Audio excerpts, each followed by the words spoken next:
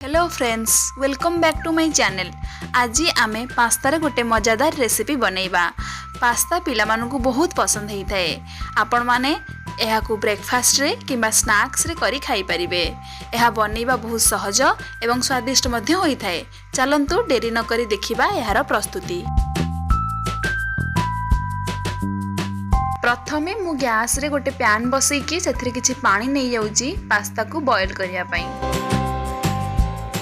एबे पानी रे टिके ऑयल पकई दउची। ऑयल पकेबा द्वारा पास्ता सिझी गला परे से चिपके नहीं, अलग अलग रुहे। तापर टिके लूण दे दउची। एबे पास्ता गुडी को बॉयल होआ पई पकई दउची।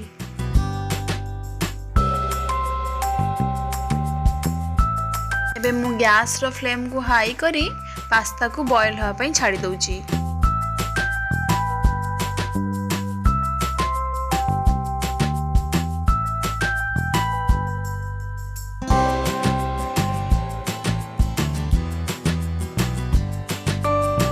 मझिरे मझिरे पास्ता को चेक कर दउची जे एहा जेमिति बेसी सिझी न जाए।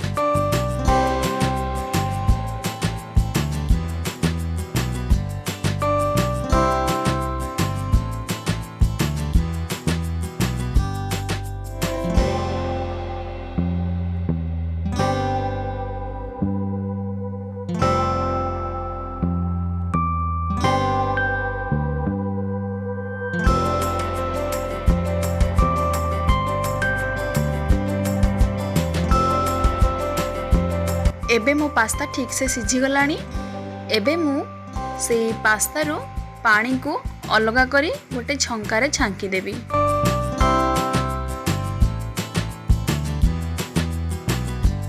एबे गैस रे कढ़ई को गरम होबे बसई देइची। कढ़ई गरम हे गला पर सेथरे 2 चम्मच तेल ऐड कर दउची। तापरे काटी रखिथिबा कंचा लका को पकई दउची।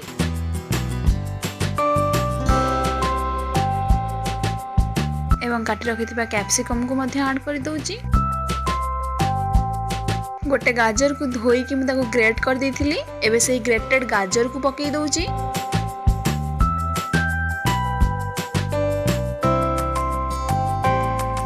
एबे मु काटी रखिथिबा टमाटो को ऐड कर दउची।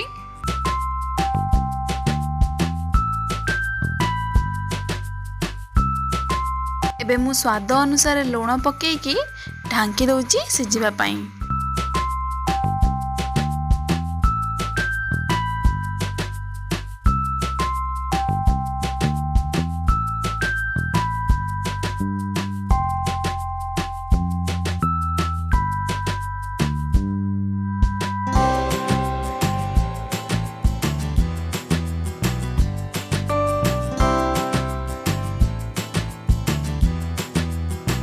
एबे हळदी गुंड,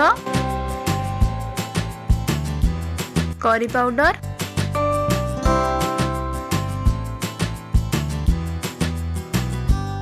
धनिया गुंड एवं आमचूर पाउडर को ऐड करी दउची।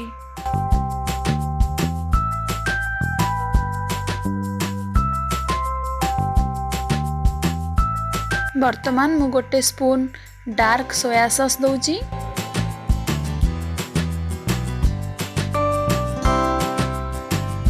दो स्पून टमाटो सॉस दउची।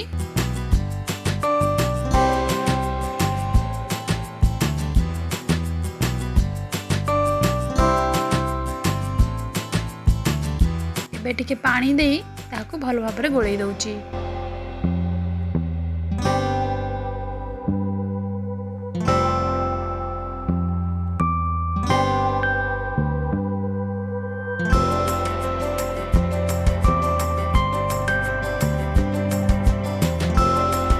वर्तमान बॉयल करी रखिथिबा पास्ता को एठी मु ऐड करी दउची।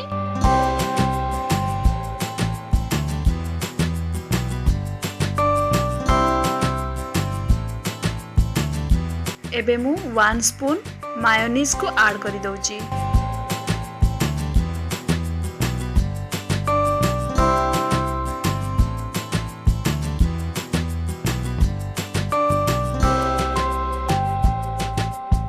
एबे हमर Indian style macaroni pasta ready हो गलानी। लास्ट रे मु ता ऊपर टिके धनिया पत्र को काटिकी पकई रहुची। आपण यह को घरे बनांतु खांतु आ केमिति लागिला मते कमेंट माध्यम रे जणैबे। जदि आपन को ये वीडियोटी भल लागी ताले लाइक करंतु आउ जे माने मो चैनल रे नुआ से माने प्लीज सब्सक्राइब करंतु। Thank you.